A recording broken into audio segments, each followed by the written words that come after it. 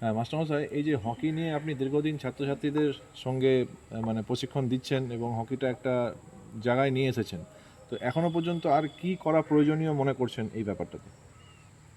আমি মনে করি প্রথমত আমাদের মাঠটা একটু বড় দরকার। আমরা যে 2 বছর ধরে খেলতে যাচ্ছি, 23 এবং 24-এ দুইবারই আমরা ওখানে 11 সাইড খেলতে হচ্ছে গিয়ে এবং অ্যাস্ট্রোটার্ফে খেলতে হচ্ছে। আমরা এখানে মাটির মাঠে প্র্যাকটিস করছি এবং 5 সাইড খেলছি। ওখানে যখন 11 জনকে নামাচ্ছি, পজিশনিং ওরা ঠিকমতো বুঝতে পারছে না, আমরা এখানে 11 সাইড খেলাতে পারছি না। তো মাঠের একটা আমাদের সমস্যা আছে। এছাড়া হকি স্টিক যখন আমাদের 50 জন 60 জন একসাথে প্র্যাকটিস চলে আসে ছেলেমেয়েরা, তখন হকি স্টিকের সমস্যা হয়ে যায়।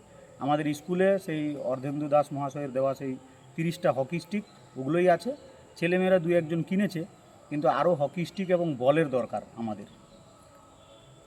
এছাড়া জনপ্রতিনিধিরা যদি আরও এগিয়ে আসেন বা প্রশাসনিক লেভেলে আমাদের বিভিন্নভাবে বিভিন্ন জায়গায় খেলতে যাওয়ার জন্য আরও বেসরকারি টুর্নামেন্টগুলো, আমরা শুধু সরকারি টুর্নামেন্টই খেলি সারা বছরে, ওই নেহরু কাপ এবং স্টেট হকি চ্যাম্পিয়নশিপ, আর কোনো বেসরকারি টুর্নামেন্ট বা হকি বেঙ্গলের টুর্নামেন্ট এগুলো আমরা খেলার সুযোগ পাই না অর্থাভাবে।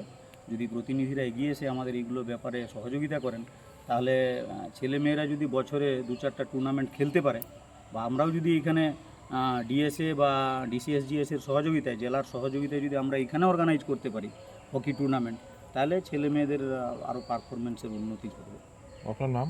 হরিদাস মাহাতো, ক্রীড়া শিক্ষক, কুশিদা হাই স্কুল।